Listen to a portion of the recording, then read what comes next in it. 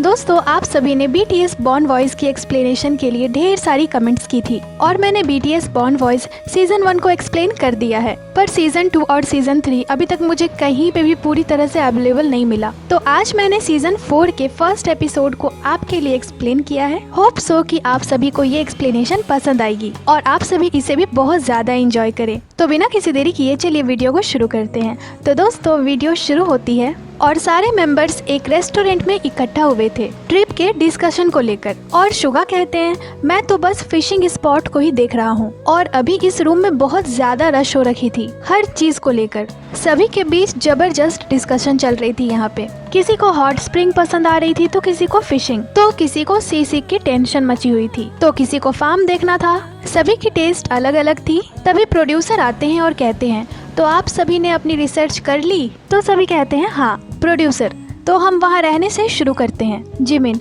Activity से शुरू करते हैं ना? तो वी कहते हैं, अगर हम कैंपिंग कार में सोए तो? जिन, तो मतलब हम सातों को इसे शेयर करना होगा। हमारे पास 2 कैंप वैन होगी। तो जंकुक कहते हैं, ये कुछ ऐसा है जो मैं कब से ट्राई करना चाहता था। और इस ट्रिप में जंकुक की सारी विशेष पूरी होने वाली थी। सभी यहाँ बहुत ज्यादा मजे करने वाले थे, जैसा कि हम देख ही सकते हैं। आगे इसमें काफी कुछ होने वाला है। तो जिन कहते हैं, भूल जाओ कि कहाँ रहना है, एक्टिविटीज को डिसाइड करते हैं कि हमें वहाँ क्या क्या करना है। चलो एक एक कर बताओ। तो जिमिन कहते हैं, मैं अरोरा देखना चाहता हूँ, कुछ हॉट स्प्रिंग और खूबसूरत झील भी देखना चाहता हूँ। तो अब आर्यम अपनी विश लिस्ट को बताते हैं। वो कहते हैं, गोंडोला और लुग और कार रेसिंग।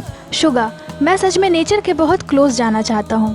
और आर्यम की विश को यहीं रोकते हुए शुगा अपनी विश लिस्ट को शुरू कर देते हैं। शुगा, मैं कम से कम एक रात तो झील के पास गुजारना चाहता हूँ। और आर्यम कहते हैं, वहाँ हेलीकॉप्टर टूर भी है और क्या हम ट्रैकिंग भी कर सकते हैं? पर शुगा तो यहाँ फिशिंग के लिए कुछ ज्यादा ही एक्साइटेड थे। वो कहते हैं, क्या अभी वहाँ ठंड का मौसम चल रहा होगा? तो यहाँ सारे BTS मेंबर्स न्यूजीलैंड जाने वाले थे। और जिन कहते हैं, वहाँ हम हली गली भी खेलेंगे। आर्यम, क्या किसी को कैंपिंग के बारे में कुछ भी पता है? हमें टेंट भी चाहिए। सभी की एक्साइटमेंट लेवल यहाँ 7वें 8वें आसमान तक चली गई थी। पिक्चर्स देख देख कर सभी रूम्स देख रहे थे और वहाँ एक रूम था जिसमें सारे बेड्स एक साथ ही लगे हुए थे। तो जे होप कहते हैं, एक रूम में सोना कितना अच्छा होगा, जैसे हम पहले करते थे। तो ये सपना भी उनका जल्द ही सच होने वाला था। जिन, मैं तो एक बड़ी से सैल्मन फिश पकड़ने के लिए बहुत ज्यादा एक्साइटेड हूँ। आर्यम, जाने से पहले मुझे मेरी ड्राइविंग लाइसेंस भी चाहिए होगी, पर मैं एक दिन तो इसे लेकर ही रहूंगा जब मेरे पास कुछ भी करने को नहीं होगा। और फिर बॉर्न वॉइस पे एक सॉन्ग गाते हुए वे लोग इस मीटिंग को यहीं पे खत्म करते हैं। और फिर दिखाया जाता है कि जाने के लिए सभी पैकिंग में पूरी तरह से बिजी थे।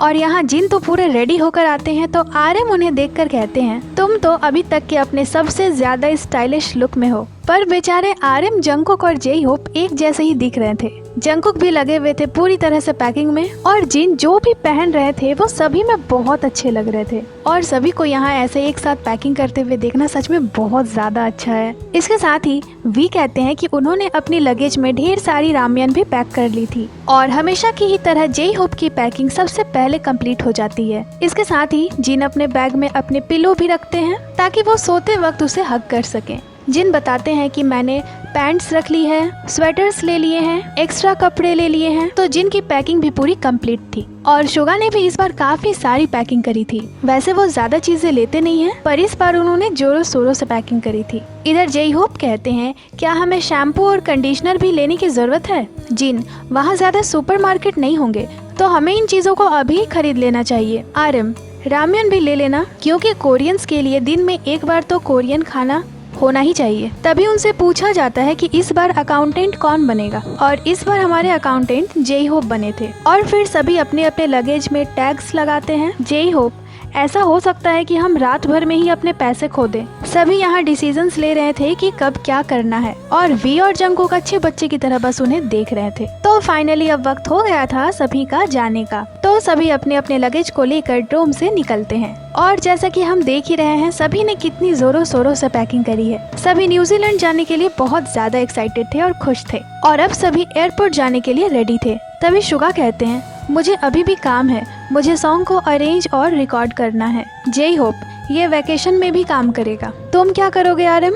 आर्यम, मुझे नहीं पता, मैं पहले यूरोप में था, फिर मैं जेजू आइलैंड आया। जे होप, हम एक दूसरे को पिछले 1 महीने से नहीं देखे हैं। मैंने जिन और जंगकुक को कुछ बार देखा था। हम एक दूसरे को मैसेजेस करते हैं। आर्यन, तब तो तुम्हें फील नहीं हो रहा होगा कि 1 महीना हो गया है जब से हम एक साथ रह रहे हैं। 2012 से ये पहली बार होगा जब हम एक दूसरे से इतने दिनों तक दूर रहें। जय होप, तुम लोगों के बिना मुझे बिल्कुल भी मन नहीं लग रहा था। आर्यन, हाँ, ये मेरे लिए भी मुश्किल था। तो फिर जिन अपनी दिनचर्या को बताते हुए कहते हैं कि जब मेंबर साथ में नहीं थे तो वो आधे दिन सोते थे और बाकी के आधे दिन गेम्स खेलते थे। जिन कहते हैं, मैं एक दिन में 16 घंटे तक गेम्स खेलता था और ऐसा 5 दिनों तक चला और ऐसे ही मुझे कुछ दोस्त भी मिले। आर्यन, और तुमने क्या किया वी? वैसे हम जानते हैं तुम जेजू आइलैंड गए थे। तो वी बताते हैं कि मैं अपने दोस्तों के साथ गया था। कुछ दिनों से मैं बहुत बोर हो रहा था। और जय होप कहते हैं कि वो चिकन नूडल सूप सॉन्ग पे काम कर रहे थे, खाते थे, सोते थे और अपने डॉग के साथ खेलते थे।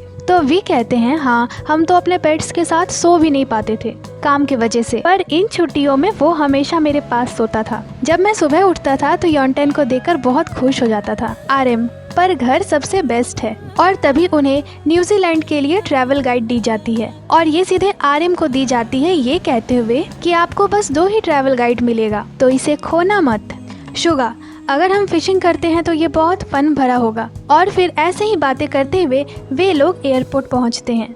सभी यहाँ पिक्चर्स लेते हैं और जय होप कहते हैं, हमें प्लेन में बैठे हुए थोड़ा वक्त हो गया है। और दोस्तों, बॉन्ड वॉइस में जाने के वक्त कोई ट्विस्ट ना हो, ऐसा तो हो नहीं सकता है। तभी जिन मेंबर्स को बाय करते हुए दिखते हैं। तो ये क्या ट्विस्ट है दोस्तों? यहाँ हुआ ये था कि सारे मेंबर्स एक साथ न्यूजीलैंड जाएंगे और जिन अलग अकेले न्यूजीलैंड जाएंगे। तो न्यूजीलैंड पहुंचने के बाद जिन ग्रुप को 1 घंटे लेट से ज्वाइन करने वाले थे और जिन को वहीं बाय करने के बाद सभी मेंबर्स एक एक कर चेक इन करते हैं और फिर सभी फ्लाइट में दिखते हैं। सभी अपने अपने सीट पे बैठ जाते हैं। जिमिन, ये फ्लाइट कितनी लंबी होने वाली है? शुगा, इसे सिंगापुर पहुँचने में 6 घंटे लगेंगे। जिमिन, ये तो एक लंबी फ्लाइट होने वाली है। और इधर आर्यन फ्लुएंट इंग्लिश में बातें करने में बिजी थे।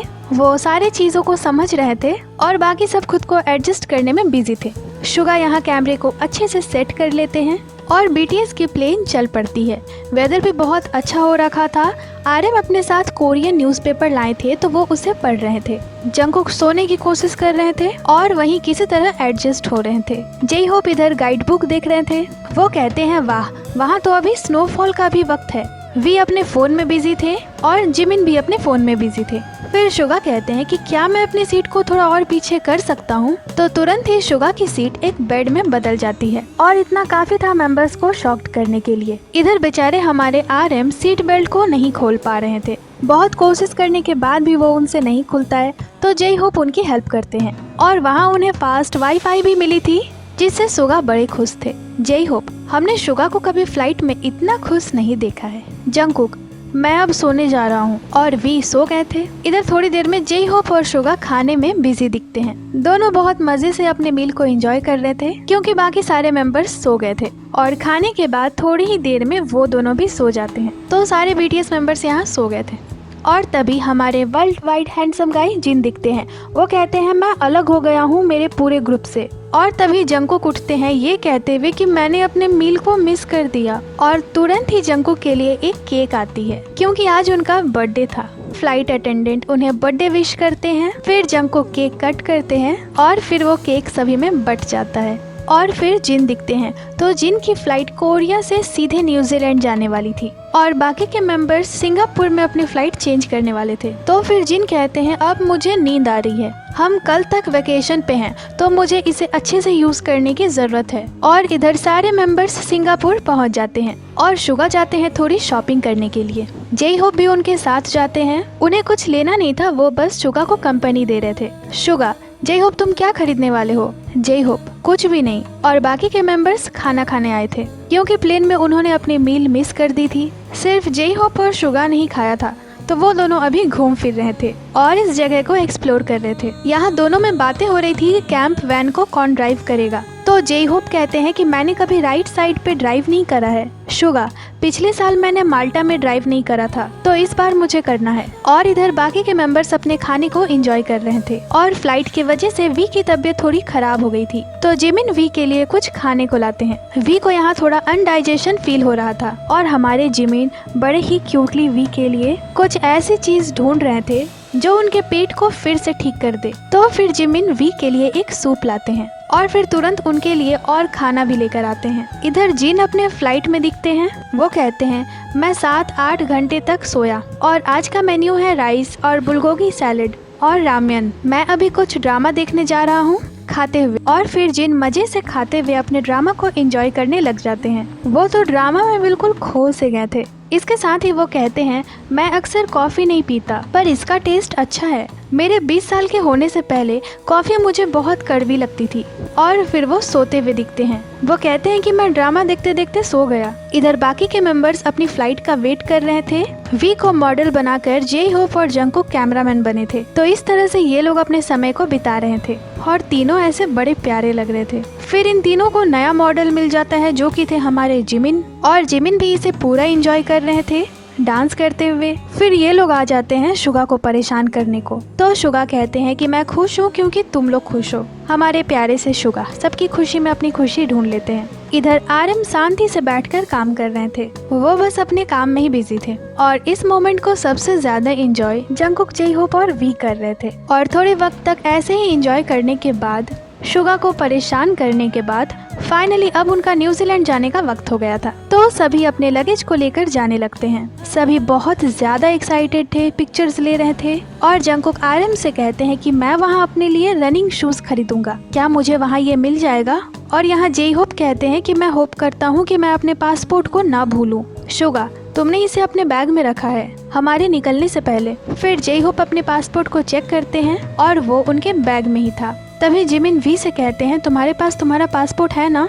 वी, हाँ। और यहाँ सभी अपने पासपोर्ट के बारे में इतना ज्यादा बात इसलिए कर रहे थे क्योंकि आरएम ने अपना पासपोर्ट खो दिया था पिछले सीजन में। तो सभी उनसे मजाक कर रहे थे और जिमिन यहाँ सबसे आगे आगे जा रहे थे। तभी उनके पीछे से वी आते हैं और फिर बाकी के मेंबर्स आते हैं। सभी अपने अपने सीट पे बैठ जाते हैं और जिमिन यहाँ कहते हैं कि मैं टेक ऑफ का वेट नहीं कर पा रहा हूँ। न्यूजीलैंड बहुत खूबसूरत है, वहाँ बहुत सुंदर सुंदर लैंडस्केप्स हैं। मैं होप करता हूँ कि हम सब एक साथ बहुत खूबसूरत से मेमोरीज बनाएं। और अब मुझे बहुत नींद आ रही है। और फिर उनकी प्लेन चल पड़ती है और फिर जिमिन दिखते हैं वो पूरे गहरी नींद में सो गए थे और बाकी के मेंबर्स भी सो चुके थे। और फिर देखते ही देखते सुबह हो जाती है और इस सुंदर से क्लाउड को दिखाते हुए वी अपने सुंदर से फेस के साथ दिखते हैं और कहते हैं हमारे लैंड होने में अब बस 1.5 घंटे ही बचे हैं। और फिर जंगकुक दिखते हैं वो ब्रेकफास्ट कर रहे थे जो उन्हें बहुत ज़्यादा पसंद आता है। फिर आरएम भी दिखते हैं वो भी ब्रेकफास्ट कर रहे थे और फिर वी भी दिखते हैं वो भी ब्रेकफास्ट कर रहे थे। और देखते ही देखते फाइनली वे लोग पहुंचते हैं न्यूजीलैंड। तो दोस्तों 6 बीटीएस मेंबर्स न्यूजीलैंड पहुंच चुके थे। आरएम कहते हैं कि मुझे बिलीव नहीं हो रहा है कि मैं फिर से यहाँ हूँ। जे होप, इससे पहले तुम न्यूजीलैंड कैसे आए थे। आरएम, मैं 13 साल पहले यहाँ आया था लैंग्वेज की पढ़ाई के लिए, बस 1 महीने के लिए। और फिर सभी एयरपोर्ट से बाहर आते हैं और यहाँ सब कह रहे थे कि हम कहाँ जाएंगे, यहाँ इतनी भी ठंड नहीं थी। जे होप, ये तो किसी मूवी के जैसा है। और फिर वे लोग एक वैन लेते हैं, सभी अपने अपने लगेज को लोड करते हैं और फिर सभी अपने अपने सीट में बैठ जाते हैं। तभी सुगा कहते हैं हमें हमारा बॉन वॉइस सॉन्ग गाना चाहिए। जिमिन, नहीं, जिन के बिना इसे गाने का कोई फायदा नहीं है। वी, मेरे लिए विंटर बहुत एक्साइटिंग भरा होता है। और तभी जिन दिखते हैं वो न्यूजीलैंड के खूबसूरत से व्यू को देख रहे थे और फाइनली वे भी फ्लाइट से उतर जाते हैं। जिन, लगता है यहाँ खाने के लिए बहुत सी चीज़ें हैं और वेदर भी बहुत अच्छी है, आसमान बिल्कुल साफ है, बहुत सारी गाड़ियाँ चल रही है। और सारे मेंबर्स आते हैं एक कैंप वैन रेंट पे लेने के लिए। यहाँ की वेदर सभी को बहुत ज़्यादा पसंद आ रही थी। और जे होप कहते हैं आरएम और जिमिन को छोड़कर हमारे पास 5 ड्राइवर है जिनके पास लाइसेंस है और यहाँ कार रेंट पे लेने से पहले अपनी ड्राइविंग लाइसेंस दिखानी पड़ती है। तो सभी लाइसेंस दिखाते हैं और फिर एक फॉर्म भरते हैं और ऐसा करते हुए जिमिन सबकी पिक्चर्स ले रहे थे। फिर जिन दिखते हैं वो कहते हैं मैं अब मेंबर से मिलने जा रहा हूँ। वे लोग मुझसे 4 घंटे पहले कोरिया से निकले थे पर वे लोग मुझसे सिर्फ आधे घंटे पहले ही न्यूजीलैंड पहुँचे हैं। और जिन अपने क्यूट से आरजे को अपने साथ लेकर जा रहे थे। जिन, वेदर कमाल की है, मैं सोच रहा हूँ कि वे लोग मेरा स्वागत कैसे करेंगे, इस चीज के बारे में मैं बहुत क्यूरियस हूँ। इधर सभी को ड्राइविंग के लिए रूल्स बताए जा रहे थे।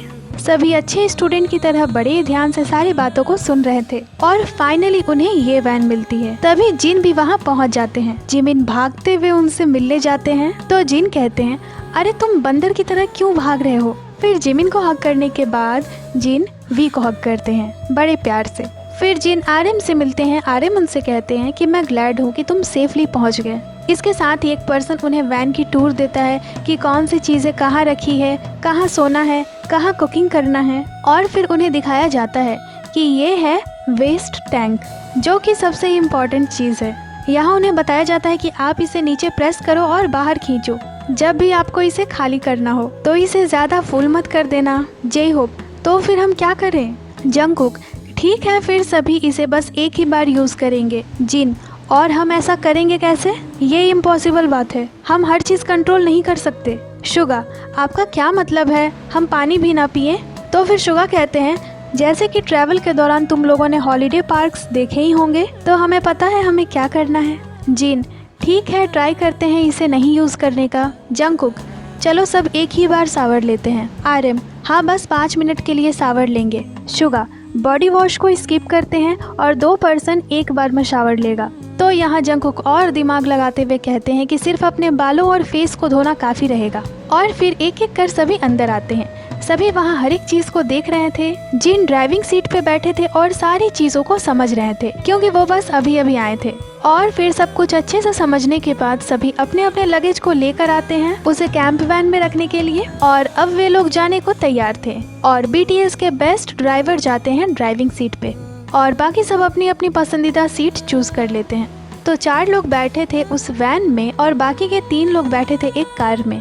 और प्रोड्यूसर कहते हैं कि चलिए सबसे पहले रेस्टोरेंट चलते हैं और उनकी ट्रैवल अब शुरू होती है और ये एपिसोड 1 यही खत्म हो जाता है। तो दोस्तों फाइनली मेंबर्स न्यूजीलैंड तो पहुंच गए हैं और उन्हें उनकी सवारी भी मिल गई है। अब बस उन्हें एक साथ न्यूजीलैंड को एक्सप्लोर करना था और हमें देखना ये है कि आगे उनकी ये टूर कितनी स्मूथ रहती है, जो कि हम आने वाले एपिसोड्स में देखेंगे। बाकी एक्सप्लेनेशन आपको कैसी लगी हमें कमेंट कर जरूर ही बताइएगा। जल्द ही आपसे मिलते हैं नए एक्सप्लेनेशन के साथ।